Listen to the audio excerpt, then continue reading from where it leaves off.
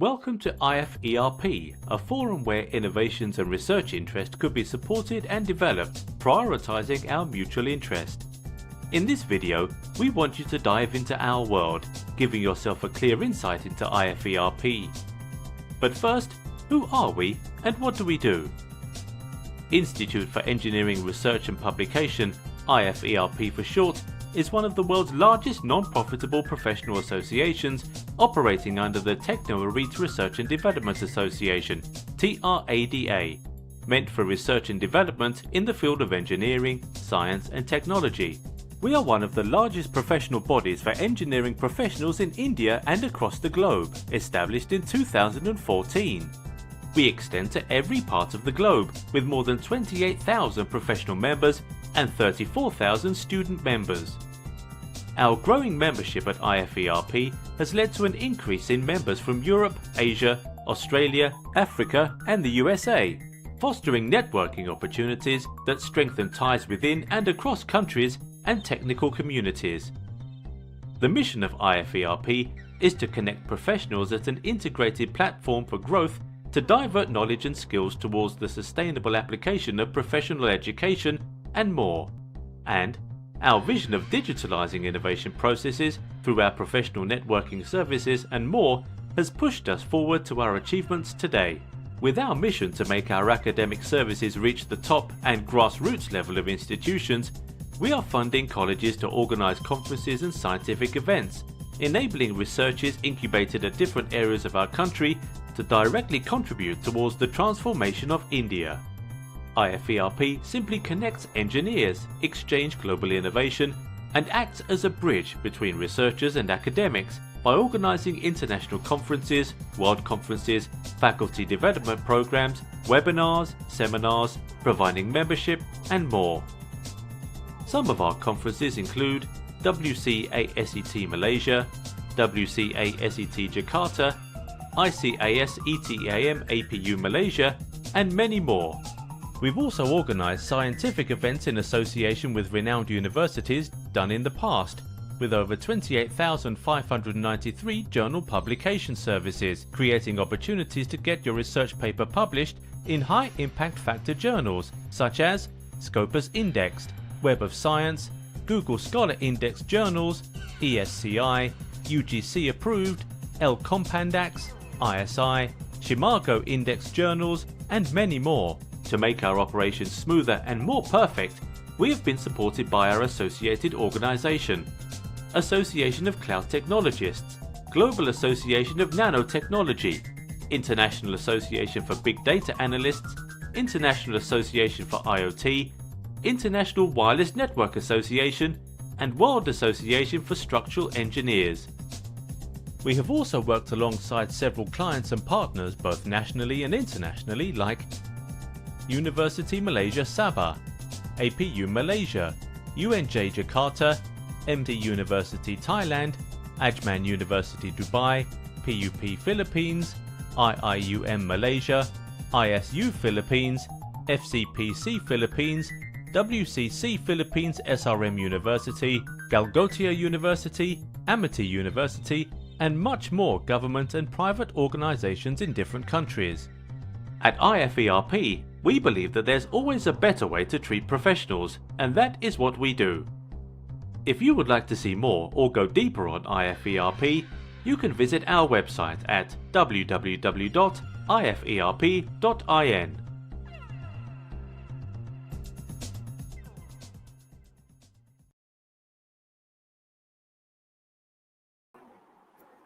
Hello everyone, good afternoon and welcome all to our webinar series on PhD end-to-end assistance and guidance.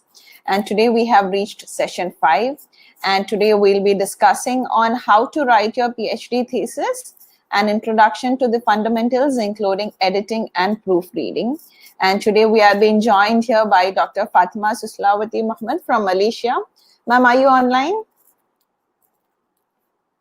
Hello. Yes, I am Hello. online. Hello, ma'am. How are you? Thank you for joining. Yeah, I'm fine. Thank you. Thank you for inviting me. Sure. Thank you. And Dear attendees, I would like to introduce and welcome our speaker of the day, Dr. Fatima. She is an associate professor in the Department of Information Technology, Faculty of Informatics and Computing at University Sultan Zainal Abidin, Terengganu, Malaysia. She has obtained her BSc in Information System at Oklahoma City University at USA in 1997. Then she pursued her master degree in computer science from University Kebangsaan, Malaysia in 2004. And in 2012, she obtained her PhD in computer science, specializing in pattern recognition from University Technology, Malaysia. Dr. Fatima is currently appointed as the head of image processing and pattern recognition research group at the faculty. At present, she is also involved in research in deep learning, a part of human biometric identification. Dr. Fatima, she is an experienced lecturer with more than 20 years of experience in teaching and research. She has taught various courses both in undergraduate and postgraduate level over the past 20 years. And she has published more than 100 journal articles, proceedings, and academic books to date. She has graduated more than 20 PhD and master students at present. Due to her vast experience and knowledge, Dr. Fatima has been invited to deliver keynote and invited speak at several conferences and academic seminars, both locally and internationally. She has also been invited to give talk in academic and research for several institutions, both nationally and internationally. Besides that, Dr. Fatima has also been appointed as a visiting professor and evaluator for postgraduate program, both nationally and internationally. Thank you, ma'am, for joining us today. You're welcome, Ms. Jazila. Glad to be here again. Yes.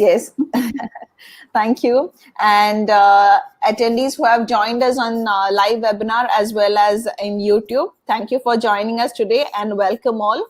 And without any delay, we'll move on to our presentations, ma'am, today. Yeah. And yes, ma'am, here we go. You may begin. Yeah, sure. Thank you, Ms. Jazila. Thank you. Okay. Actually, thank you for IFERP for inviting me for the second time today. Okay, but this time I would like to talk about the how to write your PhD thesis and introduction to the fundamentals, including editing and proofreading. Okay, like mentioned by Ms. Jazila, my name is Dr. Fatma Susilawati Muhammad. I'm an associate professor from the Department of Information Technology, Faculty of Informatics and Computing, University Sultan Zainal Abidin in Terengganu, Malaysia. I believe maybe some of you already heard about this university. All right. Okay. Let us begin this presentation. Okay, what is actually a PhD degree? Some says PhD as a terminal degree. Why terminal degree? Because it is the highest degree ever. You don't have any other degree after PhD. Okay, actually I borrowed this figure, okay, from Matt, okay, from his website. Okay, if you can see the circle here, the big one, okay, this actually what we call the body of knowledge, okay. We already seek the knowledge once we were born, okay, through our parents at home, through our siblings, and then we go to the school, both primary or secondary school, and then when we have all this kind of knowledge at school, okay. Our teachers taught us the sciences, mathematics, history, geography, what else? A computer at schools until we finish our high school. This is the body of knowledge that we gain from our high school. And then after we graduated our high school, okay, based on our interests, okay, we want to pursue our study in bachelor's degree. Okay, if you see the tiny pink one, actually is our bachelor degrees knowledge. We gain the knowledge. We started our specialization based on our interests, based on our ambition, by taking a course in our bachelor's degree. Either, for example, I took my Bachelor of Science in Information System, okay, during my studies in the under my at the bachelor's degree, okay, all right. And then after that, okay, we finish like, for example, 3 or 4 years for our bachelor's degree. Okay, maybe some of us want to continue with another level of studies, master's level.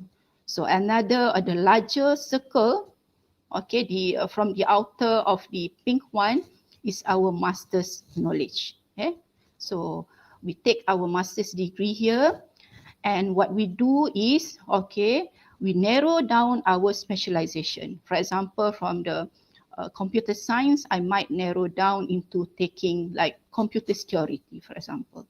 So now I'm focusing on my computer security.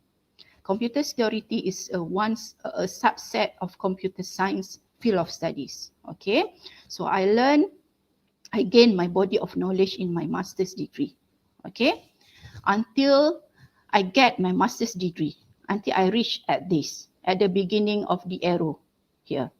All right, and then after that, okay, I decided to pursue another degree, which is PhD degree. So what I did is, okay, I narrowed down my specialization into a smaller area of studies, actually, smaller than master's degree. From the computer security, I decided that I want to study on the sentiment analysis, for example. Okay, I want to differentiate between the fake news and also the original news.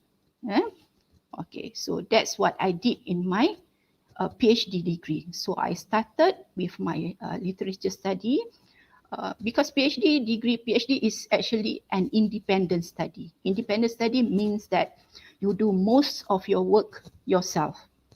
All right. You make all the works yourself. Sorry, I forgot to turn on my video just now. All right, and then after that, okay, when I go through all the stages, this is all the journeys that I need to undertake for my PhD degree until I reach, okay, at the very bottom or at the wall of the body knowledge, okay, here, okay.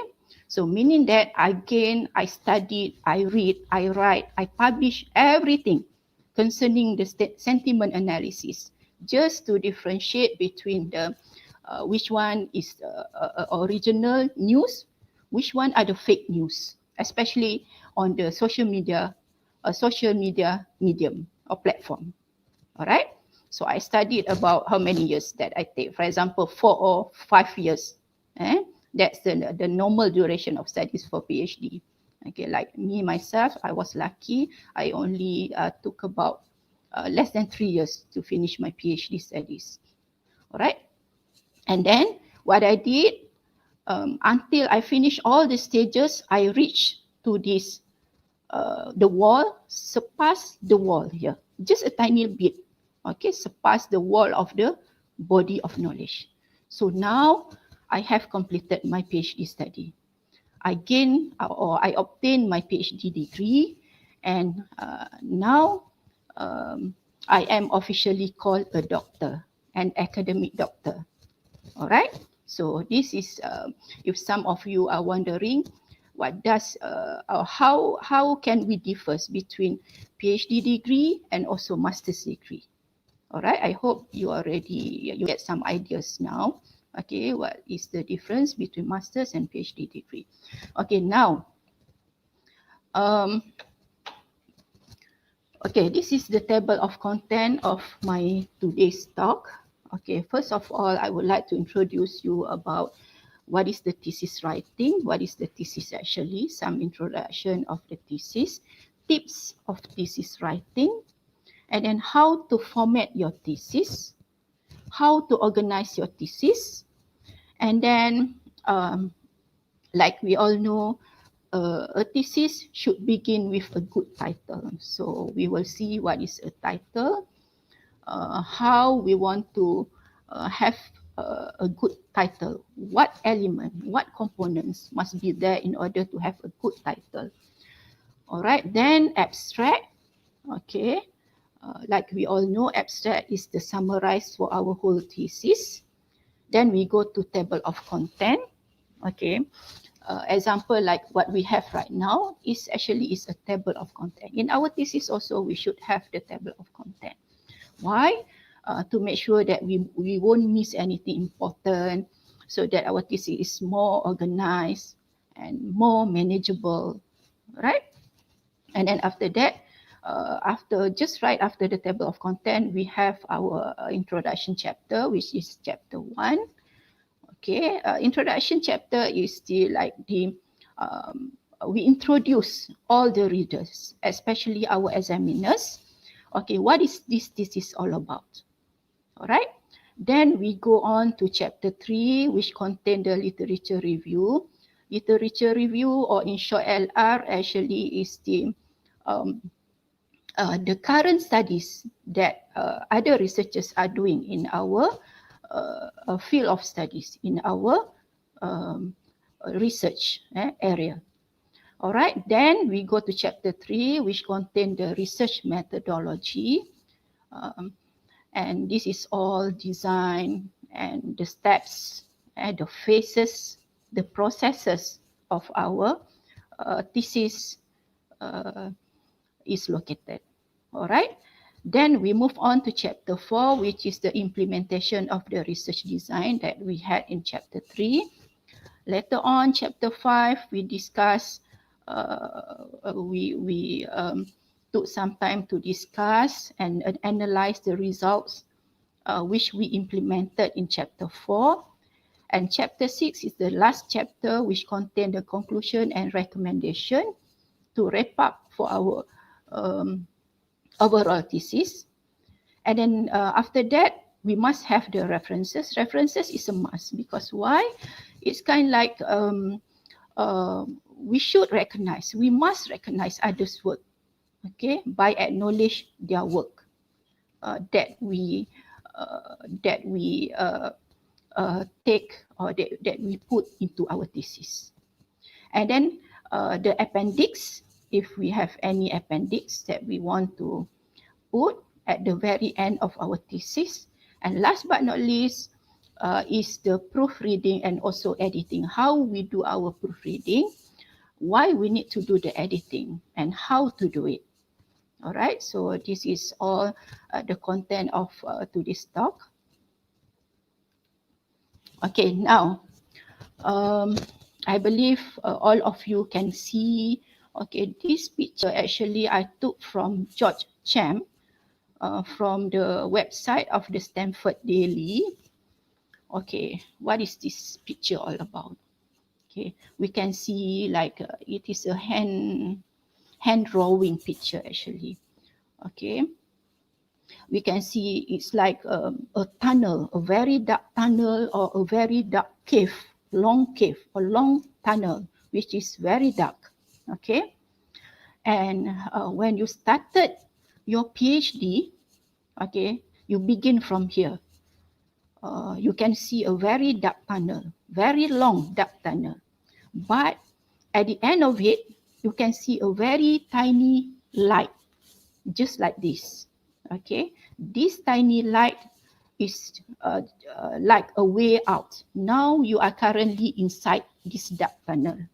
Okay, you walk and walk and walk. You do all the processes. You learn everything. You read everything. You write everything. You publish everything. You do the experiments until you reach the very end of the dark tunnel. So this is your way out. This is where, or the time when you finally submit your thesis. Okay. Of course, after that, you still have some other processes to go. Like, for example, after you submit your thesis, you need to wait for the examiners to determine the date of your viva voce, and then you need to undergo the presentation your presentation to defend your thesis during the viva voce, and then after that you might want to do some corrections, if any, after you are finally being released by your university senate and being awarded a PhD holder and officially being called a doctor in front of your name. All right. Okay, next. Okay, now we go to some introduction of what is actually the thesis writing. So a thesis actually is a document that we submit to support the candidature of an academic degree or professional qualification. In this case, is our PhD study. That presenting our research and findings throughout the time of our study. Okay, it is the most important component in your PhD study because why? A thesis will be submitted to the examiners as the measurement, either or as an indicator, either you will pass or you will fail your PhD study. Okay, and this thesis contain your ideas and contributions towards your study. It's like you try to convince the jury that you are not guilty, or you try to convince the interviewer that you are the best candidates among candidates to get whatever positions that you seek for. And the thesis, you need to provide a proof or evidence inside your thesis in order to convince the jury. In this case, are your examiners, either internal examiners or external examiners, or depends on your university how many examiners that they set for examining the PhD thesis. All right. Okay, next. We'll see some tips of how to write a good thesis. Okay, firstly, your thesis must be organized. Okay, like I said, table of content actually is a way to ensure that our thesis is well organized. The thesis must also readable. So everybody can easily read our thesis.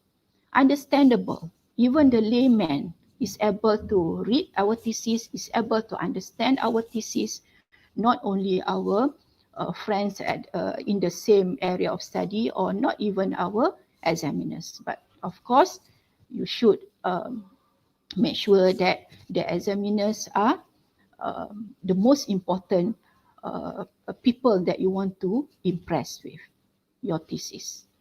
Then your thesis should be precise. Don't use too long sentences, flowery sentences, please. I see many theses when I examine, the wording or the sentences are too long. Even it's so flowery, so please don't do that. Okay, just go straight to the point. Okay, and a good thesis also should have a good flow and clear, so that when you read chapter 1 or when you read the abstract, you have, especially the examiners, should have a clear idea. Okay, what is this thesis all about? And like I said, avoid long sentence, flowery sentence. Just use the simple sentence. Okay, and a good thesis also must be able to spark interest, especially for the examiners to read your thesis. For example, when they read the title alone, okay, that the title alone is already sparked some interest in them to continue reading your abstract. After that, your chapter 1, chapter 2, until the rest of your thesis. And also the thesis must be interesting. The topics discussed or the issues that you raise in your thesis, that you wrote in your thesis, must be interesting enough so that everybody are interested to read from the beginning until the end of the thesis, especially your examiners. And last but not least, the contributions of the thesis must be sufficient in order to get or obtain the standard of PhD. Your SVs, your supervisors knows best. If the supervisors feel that you are still having insufficient contributions, so they won't, or he or she won't allow you to submit your thesis, believe me. All right. Okay, now we go to how to format our thesis. Okay, thesis formatting actually is varies between institutions. Okay, the thesis format usually is being set by your university or your institution. So the formatting might be different. You cannot use one format for other universities. Okay, and sometimes they do have the template as well as in order to ease the burden of the students. Okay, with the formatting. Okay, I give you some link of UNISA graduate school actually. Okay, we do have, they provide the template for our postgraduate students. Okay, and this template actually is making it easier for students to just copy and paste their content of the thesis into this template, so that all the formatting, like the indexing, okay, is still same. Is following the guideline by the university. All right, so this is how we format our thesis. Now we go to how to organize the thesis or to do the thesis organization. Okay, when we write a thesis, actually, it's like we write a novel. Maybe some of you like to write a novel as a hobby. Just like when we read a novel, the novel must have continuity, must have some flows to follow. You cannot be jumpy between one chapter to another. And we must follow the formatting set by the university. Okay, what should be in the thesis? For example, in chapter 1, what should be in the chapter 1? Usually we have some introduction, overview of the thesis, research question, what else? A problem statement, research objective, so on and so forth. And then chapter 2, chapter 3 until the end of the thesis. Usually that formatting is being set by the graduate school of your university. All right, now we go to the title of thesis. Okay, like I said, a good thesis actually, like me also, I've been examined, I don't know how many theses. There's a lot of theses already, either in a PhD thesis or Masters of Research thesis. And also I managed to examine some in for masters by coursework. By mixed mode. Mixed mode means you have the taught courses, okay, for the first half of your duration of study, and another half when you gain a certain grade, for example 3.0 over 4.0, you can continue with your research processes. Okay, and the title of this is, some universities, okay, they already determine how many words must be there for the title. Okay, so every thesis must begin, it's not should, must begin with a title. There is no thesis which has no title, believe me. All right, then the title alone, okay, actually reflecting the content of the thesis.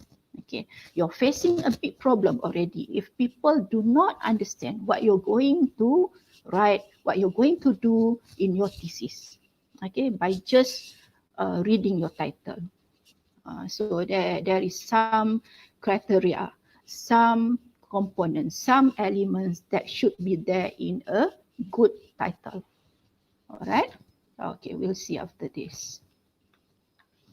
Okay, now, how to create a good research title? Okay, in order to do this, you need to discuss with your supervisor. Okay, you should build a good relationship with your supervisor. Don't argue too much with the supervisor, because supervisor knows better. Because your supervisor actually the expert in your area of study. Okay, and the title should be catchy in their eyes. So it's like whenever you look at the title, it's been like must have a wow element, for example.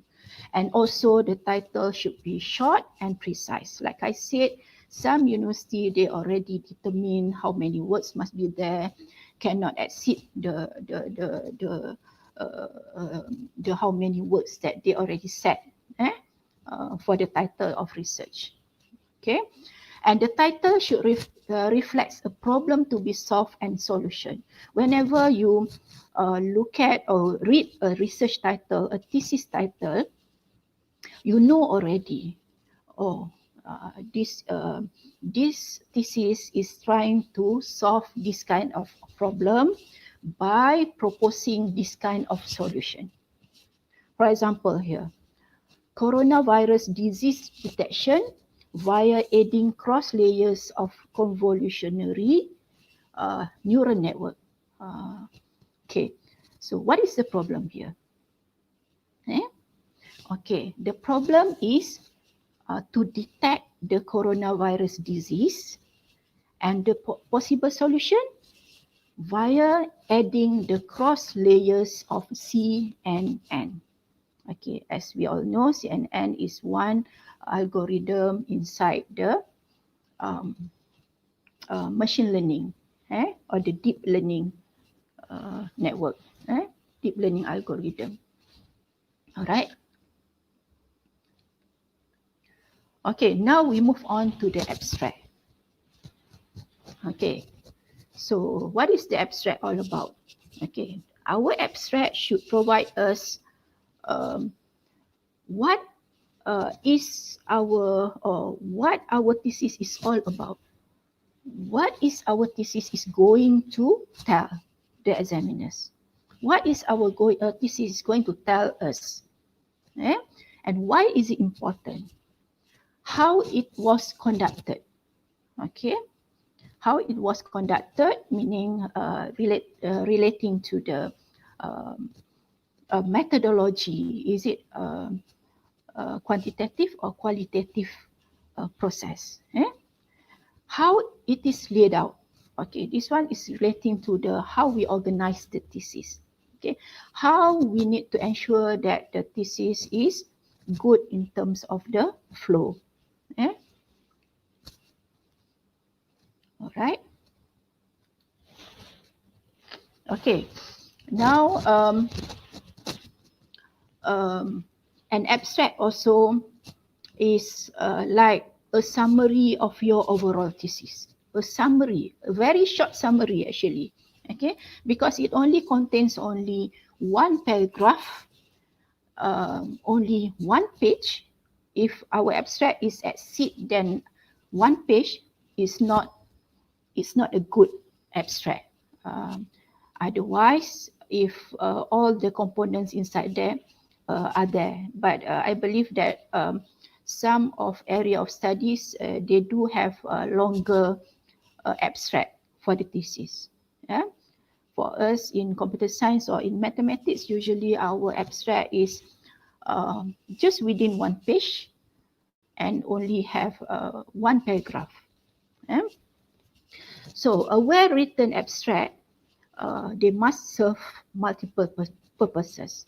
Okay, first, by just reading the abstract, the readers get the gist or essence of what your thesis is all about. Okay, and this will make them decide, especially for your examiners, okay, either to read the whole thesis or not. Okay, if your abstract is not understandable, okay, or you miss something important inside, they don't understand what you're going to do, maybe they just stop reading your thesis at that level, just at your abstract. Okay, they don't spark the interest for them to read the rest of your thesis.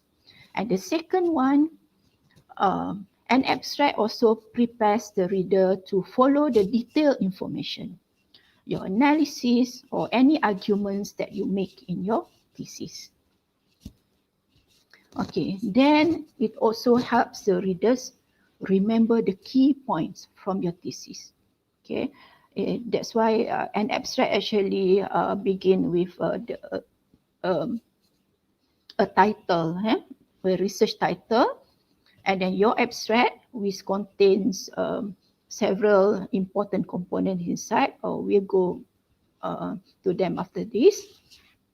And also, they also contain some key points, key elements that will highlight the importance or the essence of your thesis.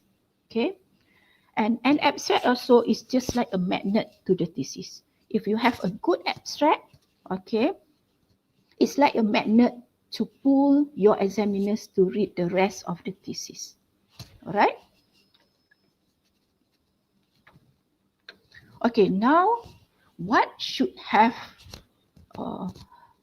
in an abstract? What kind of components that should have in a good abstract?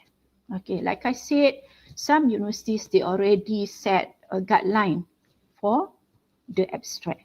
You must follow the guideline set by your university.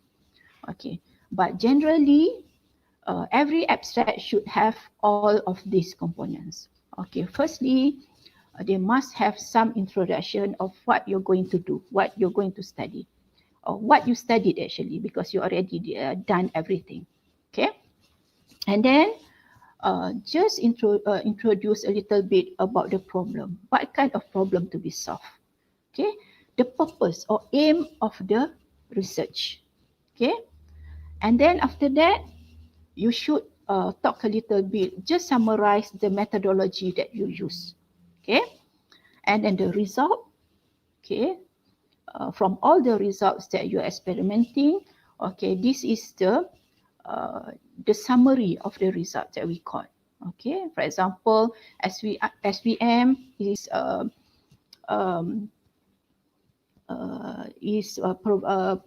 SVM from all the algorithms that we tested. SVM is proven to have the best performance accuracy, for example. And then last but not least is the conclusion to wrap up the thesis. Okay, just a little bit of everything. You don't write too long in each of the component, because all of them just to give some ideas to the examiners, just to spark the interest, so that they will continue with the research to get the detailed ideas or detailed information. All right. Okay, I'll show you some guideline. Like I said, each university normally has their own guideline. Okay, so this is the abstract guideline set by UNISA. Okay, of course, we should have the title of research on top of the abstract. Okay, UNISA set a maximum of 15 words for the title. Okay, not including connecting words. Okay, and the proper noun is considered as one word. For example, the name of the university, University Sultan Zainal Abidin. Instead of 4 words counted, so it only counts as one word because it's the noun. Okay, and then we start the abstract with the introduction. Like I said earlier, just put a little bit introduction, a brief introduction of what you're going to do in the thesis, the problem statement, and also the purpose or objective of study, the main one. Okay, of course, for each of the thesis, you usually have 3 objectives to achieve. Just take out the main purpose of the study. right? Then methodology. Methodology contains any approach or research design. Either you do a qualitative study or quantitative study, okay? Sampling if related, data collection if related, data analysis, evidence of theory, terminology, technology, interpretation, product of assessment, if any. It is really depending on of what kind of research that you conducted. If you are doing the qualitative, then sampling, all this might be related. If you are doing the quantitative methods, maybe you are doing the experiments. Okay, so just put the very brief, okay, of what kind of methodology that you adopted in your thesis. Okay, next are the result. Okay, so you just summarize the result, the findings that you get after you do all the experiments. And then last but not least are the conclusion, which contains the contributions of study, also any implications if related. Okay, just a brief. So in UNISA case, they set a minimum words which is no less than 300 words and no more than 500 words. So the abstract in UNISA must contain between 300 to 500 words. All right, and this is might be different, okay, with the other universities. As like I said, each university usually they have their own guidelines for the abstract. Okay, I'll put here actually 2 examples of the abstract. Okay. Okay, abstract actually the title should be on top, not below, because I select the this kind of templates for my slides. So the title should be on the top, and then the abstract. So the abstract should contain the 5 or 6 elements that we discussed previously. And this one is another example of the abstract. Okay, this one I got from my existing PhD students. Okay, what he did is he tried to improve the CNN for online signature verification via multiple classifiers. Okay, the problem here is what? To verify the offline signature. Okay, what kind of solutions that he proposed? CNN, the convolutional neural network via multiple classifiers. All right, so this is how we write our title of the research. Okay, and we need to ensure that I won't go detail for each of these, but we need to ensure that every important components must be here. The introduction, the problem, the aim of study, methodology, results, and also conclusion. And the keywords, the keywords that highlighted some important verbs, okay, some important words that need to be highlighted for this kind of thesis, for example. Right? Now we go to table of content. Okay, like I said, why is it important to have the table of content? Okay, of course, table of content is to structure the thesis. Like if you are a computer science student, okay, you do the programs for your programming course, for example. Okay, you are very good in programming, so you just write your program just like that. Okay, but what you did is if you don't find any errors in your program, that might be fine. But if there is some errors inside the program, so you will face a problem. Why? Because you don't have the table of content. Okay, in that case, actually, we don't call it table of content. We call it like the pseudocode, or the flowchart, okay, that stated step by step what you should do. First, you do this. Second, you do this until you reach the objective. You obtain the objective. Okay, same like this. Same like your thesis. Okay, so table of content is important to structure the thesis. Why? To ensure the continuity of the content and to avoid missing some part of important informations for your thesis. Okay, and sometimes some students, they do table of content earlier before they start writing the chapters of the thesis, because it's easier for them to have some kind of ideas what to put inside the thesis. But but other students, they might want to write the table of content when they finish writing the draft of the thesis, all the chapters.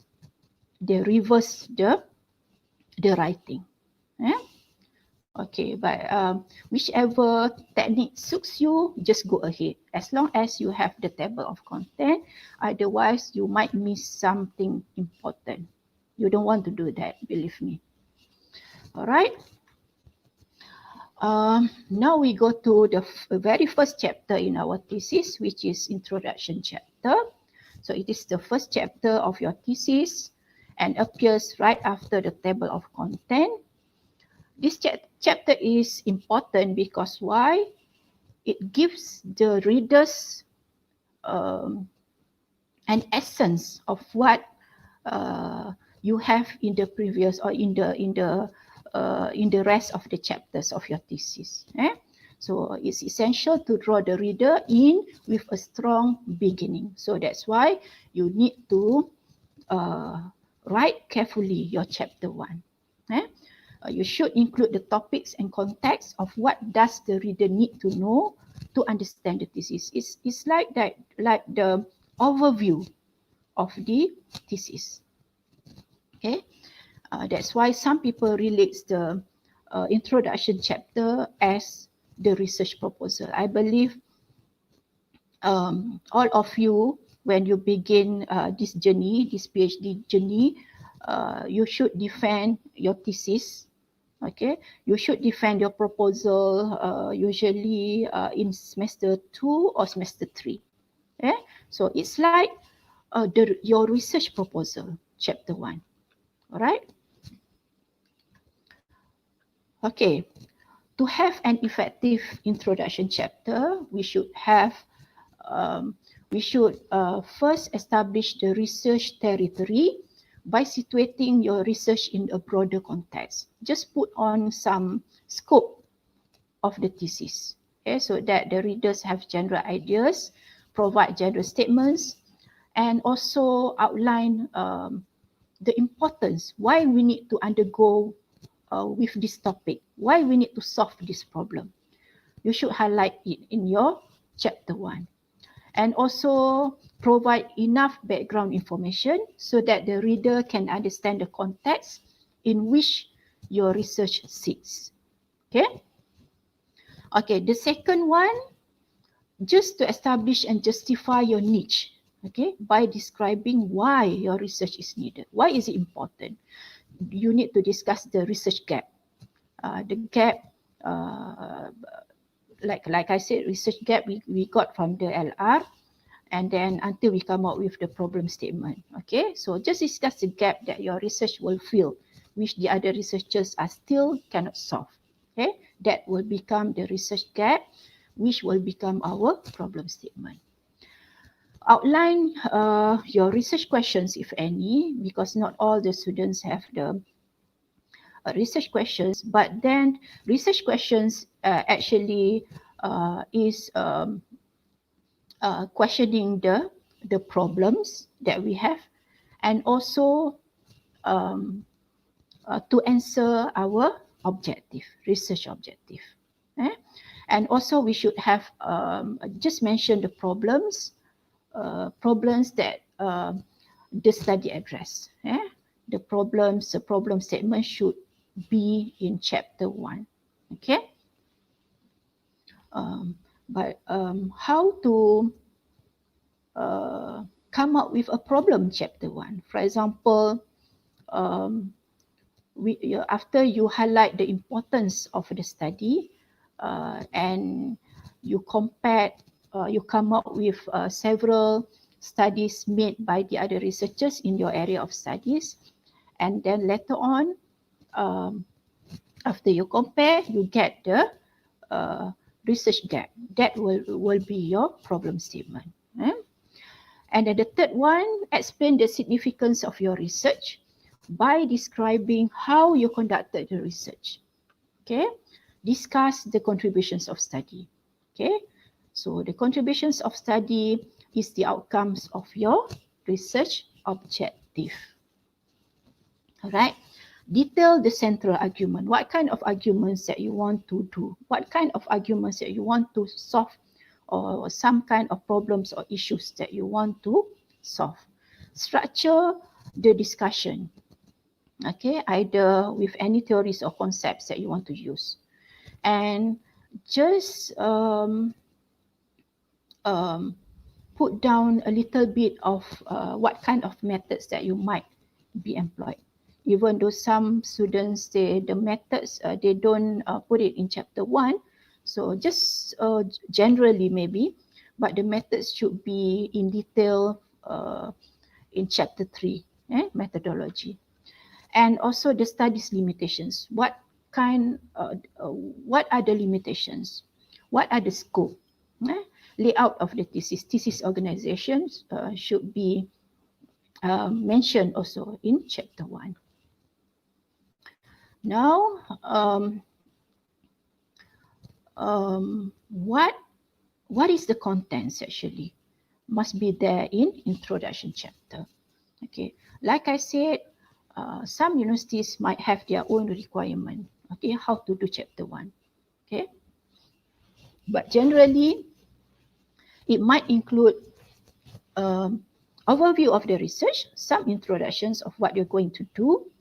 Okay, background of the research problems, sometimes importance of the research. Okay, in this area, you will select some of the existing research from the existing researchers who are researching at the within your area of study. Or if you are researching a new study, okay, just find any research who are very similar to what you are doing. All right, and then like I said, okay, you compare until you get the research gap, and that research gap is the any gap left after all the researchers are studying this kind of problem, and that will become your problem statement. Okay, and then after that you might have the research scope, the limitations of your research. Okay, for example, this study is only limit on the for example on the Facebook, okay, at in the social media platform, even though we have various social media platforms like Twitter, so on and so forth, but this study is only focusing on the Facebook, for example. And then research questions, like I said, okay, to answer the problem and to also for the to answer the objectives. Okay, we generate the research questions from the problem statement, and then the research questions also must be in line with our research objectives. Usually, be it a PhD or Masters by Research, the objectives usually is not more than 3. 3 objectives. Okay. And last but not least is the layout of the thesis, or we call it organization of the thesis organization. All right, next, we go to chapter 2, which is literature review, LR. Literature review, this chapter actually is a survey of scholarly sources such as books, journal articles, and thesis. Why we call it scholarly sources? Because it is refereed, related to a specific topics or research questions that we want to study. Okay, and it is often written as part of a thesis, dissertation, or research paper in order to situate your work in relation to existing knowledge. Okay, all right. Or in other words, literature review actually is the current studies that the other researchers are studying, okay, in your area of study. Or if you are doing something new, they are studying in the very similar studies as yours. Okay. Okay. I got this from Galvan in 2006, the guidelines to write a LR. Okay, first, you should review APA guidelines. You should know what is APA. And how to write the APA guidelines, for example. How to cite in text or end text citation, for example. And then step 2, decide on the topics. Okay, you should already have your own topics. So decide on the topics based on your thesis title, and then identify the literature that you will review. Okay. What kind of literature that is covered in your thesis. Okay, you need to identify. And then step 4, just analyze the identified literature. Summarize the literature in table or concept map format. Like I said, after you have all or many literatures which is near to your field of studies, just put them in a table, do a comparison table, and compare. Okay, compare all the studies in a table. And then synthesize the literature prior to writing your review. You need to synthesize. You need to do the thorough review of each of the studies. Okay. And last but not least is writing the review until you come out with the gap of the study, and later on you write your own problem statement. You get your own problem statement. Okay, this technique actually I usually teach my students either in my research methodology class or whenever I was invited to give a talk on the problem statements, so on and so forth, or any the research gap on the LR. So I use what we call the inverted pyramid technique, or I put it IPT here. So this technique actually is effective in order to well structured our LR study.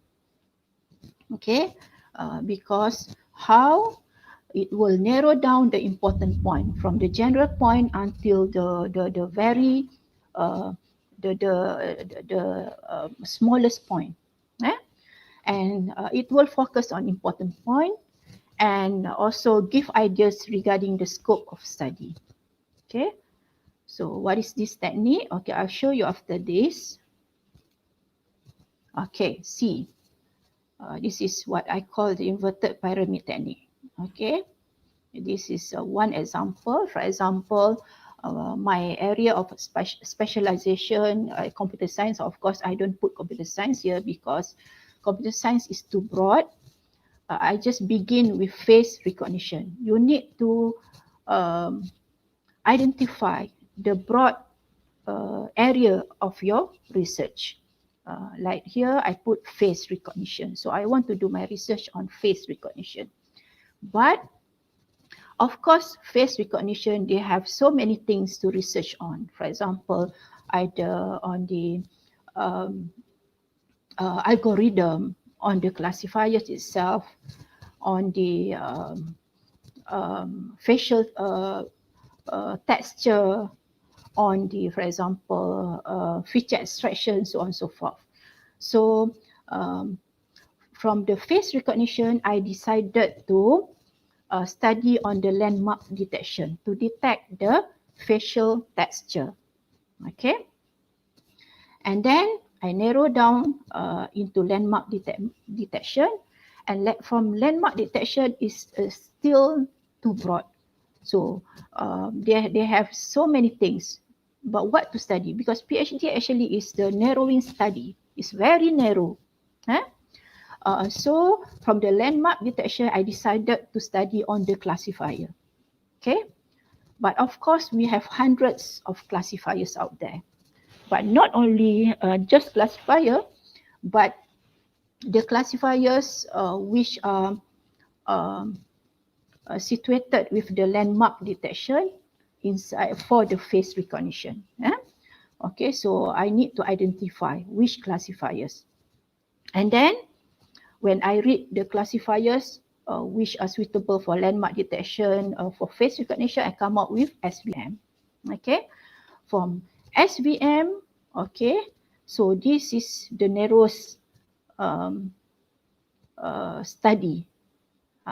But then what to do with SVM? So I might want to improve the existing SVM, or I might want to hybrid the SVM with other techniques, so that at the end of the day, I will come out with a new classifier. So that is surpass the body of knowledge. So that will entitle me to gain my PhD degree. Right? Okay. Now we move on to chapter 3, which is research methodology. So in this chapter, that's why some people say methodology is actually the brain of the thesis. Why? Because if the methodology is wrong, your result might be wrong as well. Okay.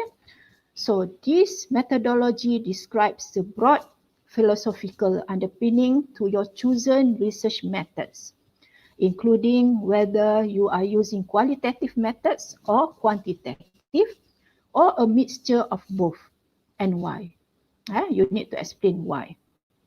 Okay, if you are doing the qualitative methods, what kind of data collection methods that you're going to do, for example, later on, how you analyze the data, so on and so forth. How to do it? Okay, this chapter, methodology chapter, explain what. Okay, what kind of methods that we want to adopt and how to do it. Okay, discuss what methods to use for research, and this includes the type of research that we do. Okay, be it qualitative or quantitative methods, or how you collected and selected your data. Like I said, okay, once you figure out what kind of method that you want to do for your methodology, if it is quantitative, you might want to do the experiments. Okay, and that will also reflecting your data collection. And how you analyze your data. So is there any tools or materials that you use in the research? For example, some people, for example, if in social science, they tend to analyze their data by using the SPSS, the SAMS, for example. For the quantitative, they if they're doing the experiments, for example, in my area of study, most of my students are using the MATLAB, for example, to analyze the data. And also, you must explain your rationale, why you choose this kind of methods. All right? Okay, now there are some samples of how we want to begin our methodology chapter. Okay, methodology, or some people call methodology actually is our research design chapter. We design our thesis in this chapter. And we might begin with conceptual framework, model or flowchart. And also might include the explanation regarding the data set or database that we choose. Either if we do it using the primary data, you need to have the experimental setup, or if you are doing the secondary set of data, you might mention the name of the databases, how many data are there, for example, for your training and testing set of data. And from your conceptual framework also, you need to explain in details the step or processes that you do in each of the steps, in each of the phase. And also in this chapter, we might include the chosen, what kind of algorithm or pseudocode that we choose. Just explain why. So you need to justify. All right, now we go to the implementation for chapter 4. Okay, like I said, chapter 3 is our research design. We design our thesis in chapter 3. Okay, but in chapter 4, we implement the design that we stated in chapter 3. So the flows must be in line. And a clear picture is given of the research tasks and the processes in detail. So in this chapter, we detail up the how we implement the design that we mentioned in chapter 3, including what kind of, so each of the processes must outcome, at the end, they must resulting a kind of findings in terms of the results. They must have their own results. So a proof of the results obtained following the set objectives and design in chapter 3. So the flow must be in line with chapter 3, and also both chapter 3 and 4, okay, must follow the objectives that we set in chapter 1. Okay. Why is it important? Why chapter 4, the implementation is important? Why? Because like I said, most importantly, we want to impress our examiners with our thesis. So by detailing all the implementation process in chapter 4, the examiners can judge the validity of the research. We can prove that our study or our results are valid, right? Okay,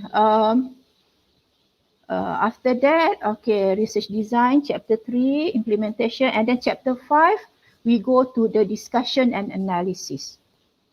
Okay, in this chapter, we provide comments and insights of the results that we got in chapter 4.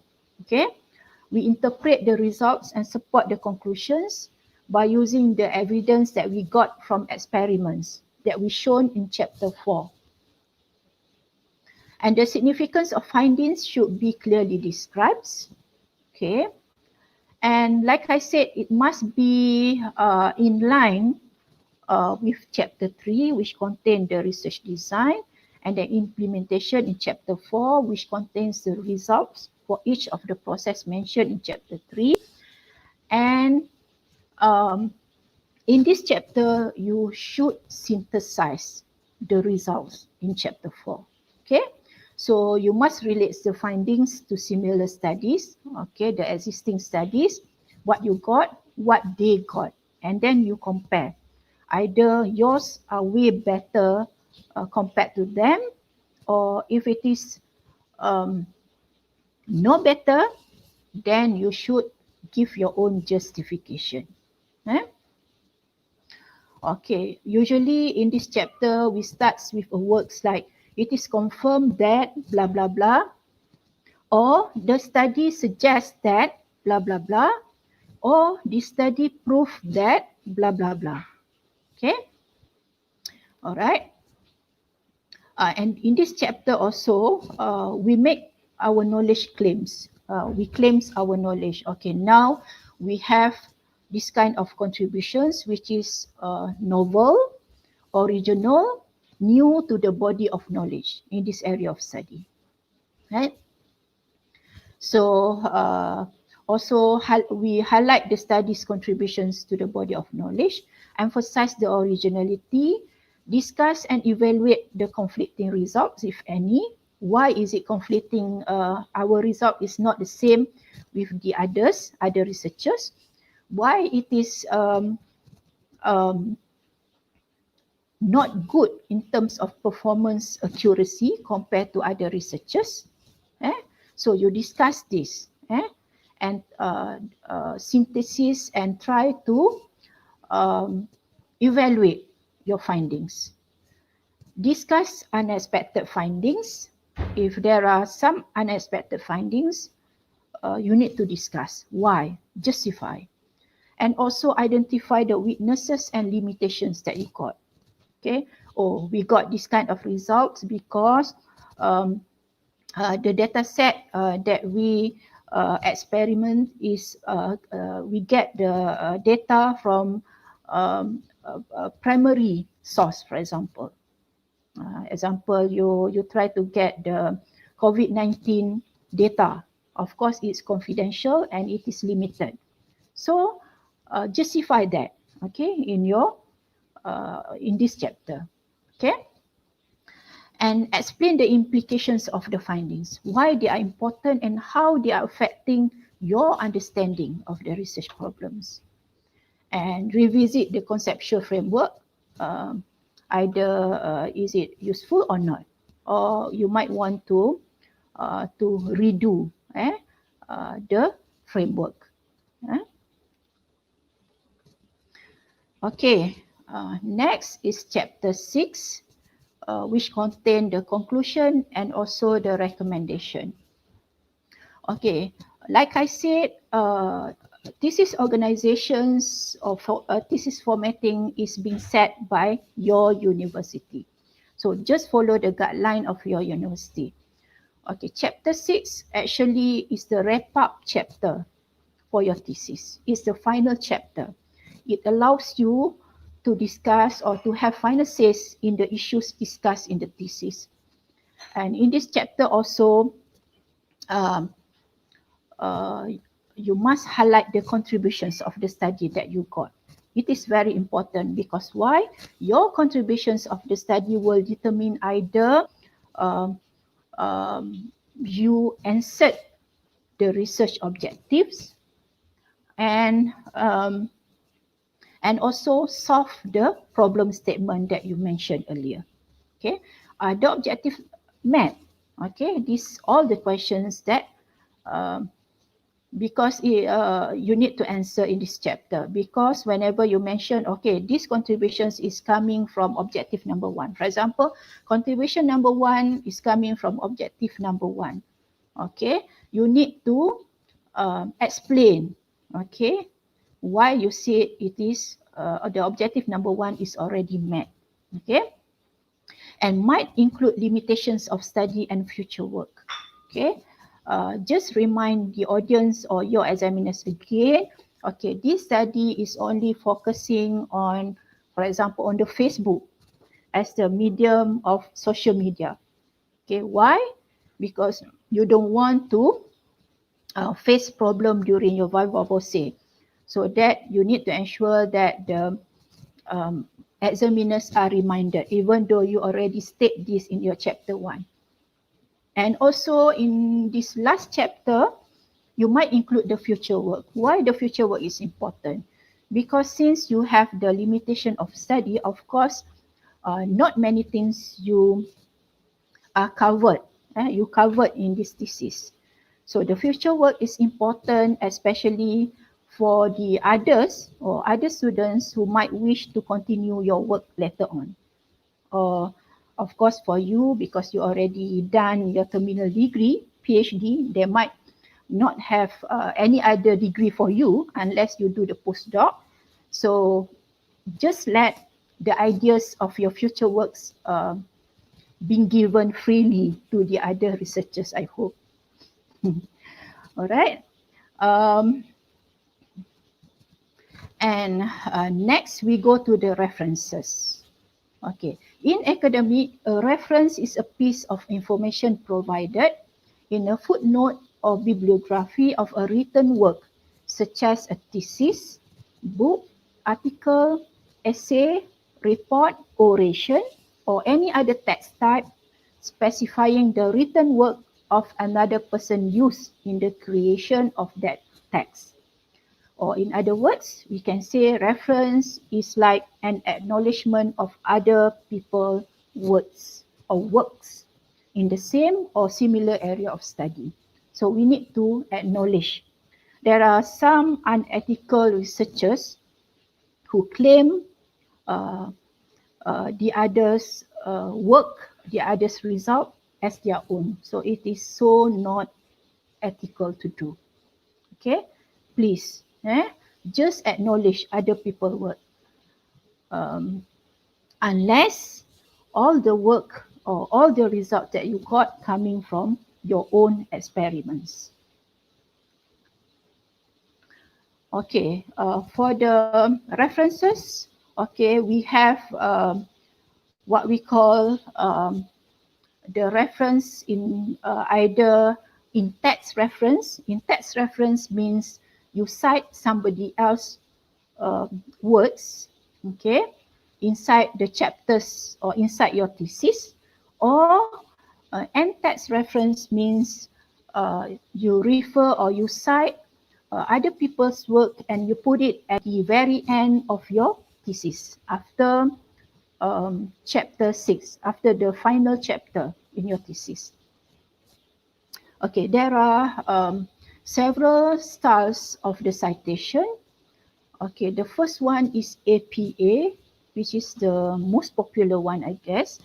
APA means American Psychological Association. And this citation styles is mainly used in education, psychology, and also sciences. Like me, in my area of study, I use APA. That contain the author's name and also the year of the publication. All right, the second style is called MLA, Modern Language Association. Okay, and this style, citation style, is mainly used in the humanities area. And the third citation style is Chicago or Caribbean style. And this style is generally used in business, history, also in the fine arts. Right? Okay, now we go to the in-text reference or in-text citation. APA in-text citation styles use, like I said, the author's last name, not the first name, even though some of the journal might have their own requirement, they might require your first name, but mainly for the APA, they use the author's last name or surname and the year of publications. I'll give you some example for one author citation, two authors, and if there are more than two authors. Okay, to cite for one author, you just do it this way. If it is, you cite at the end of the sentences, okay, you write the sentence first like this: landmark detection for facial features are proven effective in face recognition applications. Okay, by who? Who say this? Muhammad. Muhammad is the author's surname and the date of publication is 2020. And you put it in bracket. Okay. And the second example, if it is at the beginning of the sentence, you do it this way. According to Muhammad, the author's name, the author's last name, okay, and you put the bracket for the year of publication 2020 like this, blah, blah, blah. To cite this for two authors, okay, you put it like this: Muhammad and Adam, in bracket 2020, stated that blah, blah, blah. Or landmark detection for blah blah blah blah is proven to blah blah blah blah by Muhammad and Adam, 2020. Can you see the difference now? Okay, if it is in text citation, you need to spell out N, A and D, Muhammad, A and D, Adam. But if you put it at the end of the sentence, okay, in bracket, you put it in the sign, like this, Muhammad and Adam. Okay, now if you want to cite more than 2 authors, okay, Muhammad et al. Okay, meaning that if there are 3 authors and more, okay, you just put it Muhammad, the surname of the first author, okay, et al, et.al. And then the year of publication is 2020 in bracket, discovered, blah, blah, blah, blah. Or that was also discovered by, in bracket, Muhammad, et.al. Okay, don't put comma. It's not comma here. It's the dot. et.al. But after the second dot, al, you put a comma here to indicate, now is the publication date after that, or to indicate the end of the author's name. All right. Okay, so this is some examples. I forgot to cite the reference. Okay, so sorry about that. Okay, I got this from internet. Forgot to cite the reference, the website. Is example how to cite the end text references. Okay. Okay, now we go to the appendix, if any. If your thesis has appendix, which in computer science, actually appendix is like a must because we have a lot of programs. Yeah. So appendix actually, it contains additional or supplementary materials that is not so important, that is not an essential part of the thesis, but may be helpful in providing a more comprehensive understanding of the research problem, or it's information that is too cumbersome to be included in the body of the paper, or in other words, it's too many. So you might want to put your appendix additional result. For example, if you are computer science students, you have a lot of programming to do, lot of programs, computer programs. Okay, you might want to put only the main programs inside your thesis, but the rest of the programs you might want to attach, to put it inside for appendix. Or you might want to put the results in the same category, or additional data sets in the same category, or additional table and figures. Right? Okay, now we go to, I think, the last part of this talk this afternoon, which is proofreading or editing. Okay. I believe by this stage you already have a complete draft of your thesis. Okay, you have everything. You have the title, you have the abstract, you have the table of content, acknowledgement, chapter 1 until end of thesis. Yeah, but you might want to watch for errors such as misspelling, grammatical mistakes, and also punctuation. But nowadays, it is easier for us because there are some softwares that can check the grammars, punctuations, wordings for us, such as Grammarly or Turnitin, for example. And we might also want to examine the thesis organization structure, recheck the the formatting, thesis formatting. We must ensure that our thesis format is accordance to the guideline set by the university.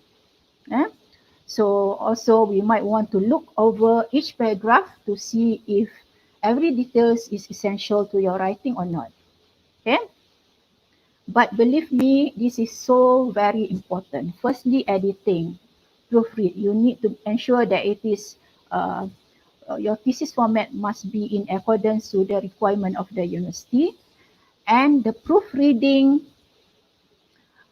even if you have a very good thesis with a lot of contributions, a good contributions that up to the PhD standards, but if the languages of the thesis is not good, the examiners do not understand whatever things that you that you discuss in your thesis, so you might face a very big problem also. So that's why it is vital, it is essential for you to proofread your thesis before you send out your thesis to the examiners.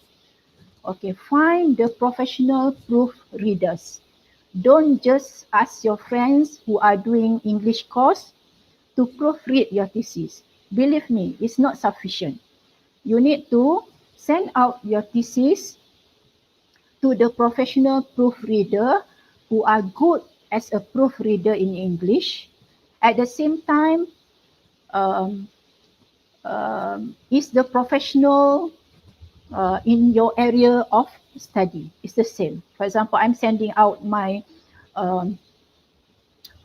research papers to the professional proofreader who are studying computer science as well, so they understand what I'm trying to say in my thesis. But at the same time, their English is good. So please, okay. Otherwise, your sentences might be bombastic, it's good, but the meaning might not be there. Believe me. So you must be very careful. Send out your thesis or whatever research papers that you have only to the professional proofreaders. Okay, I think we almost finished. Okay, I'll show you these two photos taken in our previous convocation of UNISA. On our left, he is a lecturer in one education institutions in Malaysia, but he is actually the disabled person. Why I show you this? Because I want to give you some motivation. If he can do this, if he can obtain his PhD at the end, so are you. Because I believe that some of you are capable to do this.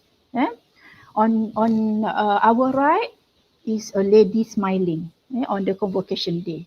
Okay, smiling widely.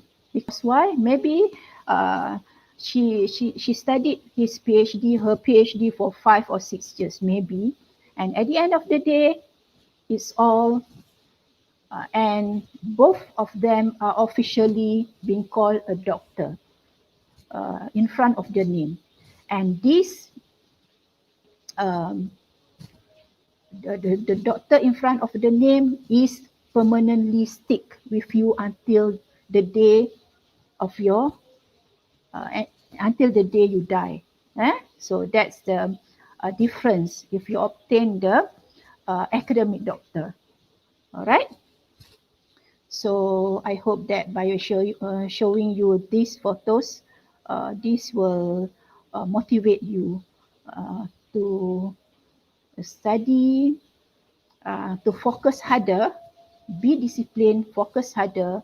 PhD is not required you to be a genius to obtain your PhD, but you must be independent student, hardworking, have discipline and motivated to finish your study on time.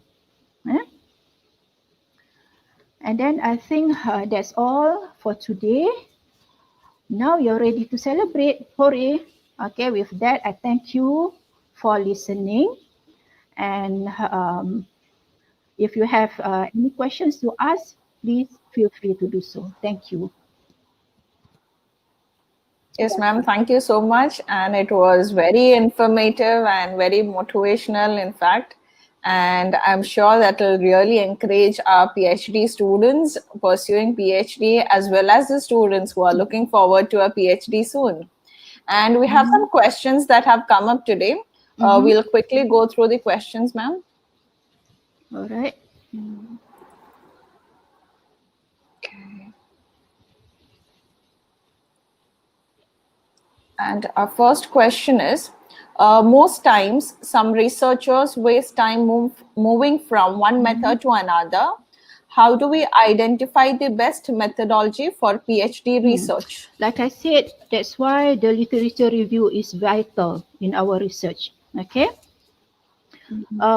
At the very beginning of your study, actually, you need to do a lot of readings. Okay. Why? Because you need to find your research gap. Okay. So that's why you need to read a lot of studies by other researchers who are researching in the same areas as you. And of course, when you do the studies, when you do the readings, they mention something, what kind of methods, what kind of approaches, what kind of model, what kind of algorithm that they use in order to get the best results. Okay. So I hope this answer your question. So that's why LR is very important. Yeah? Okay. Yes, ma'am. Thank you so much. And our next question is from Ms. Pavitra. She's a research scholar doing coursework, and she has a question. Can information collected through newspaper can be considered for literature review? In the newspaper. Okay, like I mentioned, I think in my, towards the last of my slides, okay, there are a few literature that we can consider. Okay, if you still remember, I mentioned something about refereed. Okay, refereed means there must be some people who evaluate or reviewed whatever that you read. Okay, newspaper, it has, of course, I believe it has some reference. Yeah, from where you get the newspaper, there must be some name of the newspaper, the title of the newspaper, and the date of the publication, when it been published.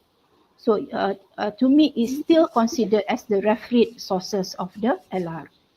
Okay, but of course, us as the researchers in academic world, of course, most of our sources coming from the thesis, from the academic books, from the any research papers that publish in several journals or conferences.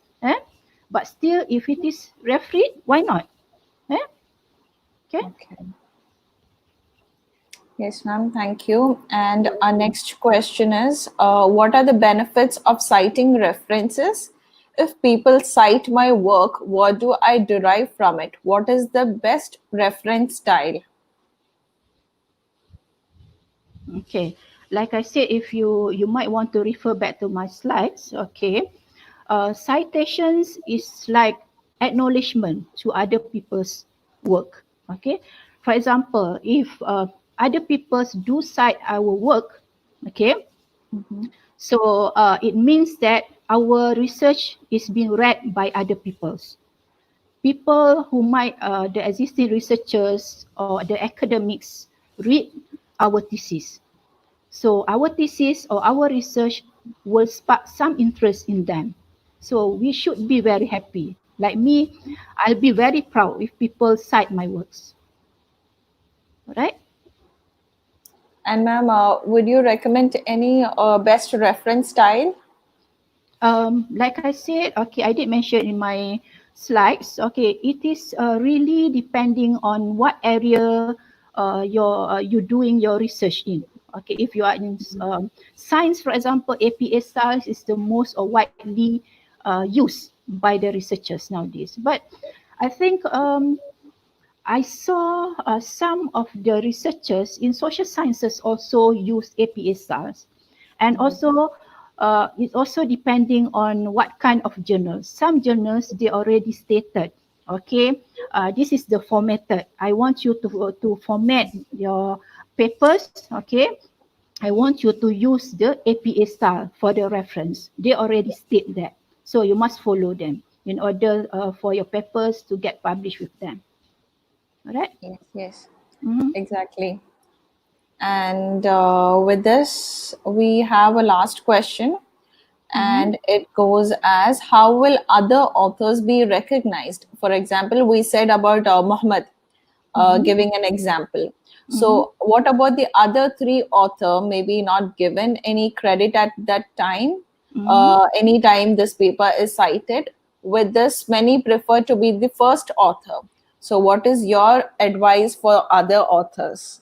Okay. I guess this question might be appears, okay. Okay, like I said, citation styles, okay, we have two kind of citation. We cite the reference, either we call it in text, the reference which will be inside of the chapters, inside of our thesis, and another one is end text reference, which we put all the references at the very end of the thesis. Okay. Okay. Whenever you cite the in-text reference, of course, the citation style is just you put down the surname of the first author, okay, and then the year of publish. Of course, the rest of authors is not recognizable. It's not recognized, okay, in the in-text reference. But still, okay, the same reference you must cite at the in-text reference. At the very end of your thesis, the way how you cite the reference is different. You must put every names of the authors at the end text reference. Okay, I hope it's clear now. So you Yes, don't yes. worry, your name is still there. Okay, okay. Okay. Thank you so much, ma'am. And with this, we You're come to welcome. an end of our question and answer session. And thank you, Dr. Fatma, for joining us today. It was an amazing welcome. presentation and it was very, very Thank you useful. also. Thank you so much. And also Thank to you. all our attendees who have joined us live in the webinar, as well as who are watching us live from YouTube. Thank you for joining us today. Today, we have come to an end of session 5. And if you have any questions, you may write to us at webinar@iferp.in. And we also like to thank our academic partners, United Innovators, who have accompanied throughout our webinars. And if you are a person looking for PhD research assistance or guidance, research article writing in reputed journals, publications in reputed journals, thesis writing or patent filing, survey and data analysis services, online courses, you may join United Innovators. They have amazing services. And we have given you the link in the description box. Please do visit them. And also do follow us on IFERP Facebook page, Twitter, LinkedIn, and Instagram for our upcoming webinars. And do subscribe to our YouTube channel as well for more of education programs. And thank you so much, Dr. Fatma, and all others who have joined us together. Thank you and good day to all. See you tomorrow at same 5 p.m. Indian time for session 6. Okay, you're welcome. Thank you. Thanks also for me. Thank you.